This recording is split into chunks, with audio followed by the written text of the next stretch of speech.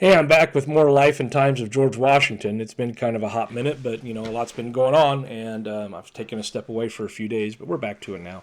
We'll be making our march towards Yorktown here soon. But let's go ahead and talk about now how the introduction of naval power to the side of the cause begins to make a difference.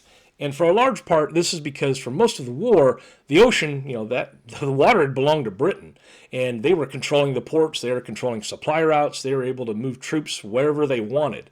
And Washington knew that reality all too well. And it's why he had spent years avoiding large scale battles. And it's why he couldn't effectively just, pin the British Army against the coast.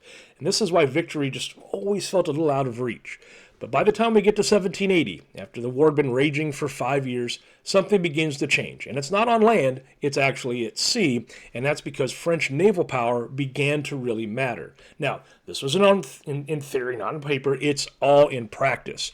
And now the French Navy could challenge British control. They could block reinforcements, they could cut off escape routes. And for the first time, the British Army might not be able to simply sail away from trouble. And Washington understood that implication immediately. This wasn't about winning a naval war, it was about limiting the options of the British Army. And for years, the British had been able to survive just by being able to move, by withdrawing when the pressure grew, by choosing where and when to fight. And the Navy, the French Navy, changed all that. So if the sea could be controlled, even temporarily, the British could be trapped. And suddenly, geography mattered again. Coastal towns, river access, supply routes, places that once felt secondary became decisive. And Washington began to think differently, not in the terms of just battles to survive, but in terms of opportunities that might finally hold. He didn't rush. He waited for confirmation. He listened closely to French commanders. He paid attention to the intelligence.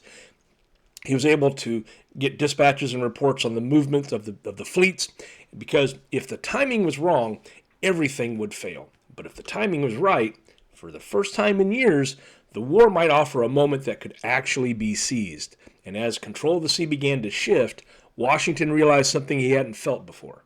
And that was the possibility that this long war might finally have an ending in their favor.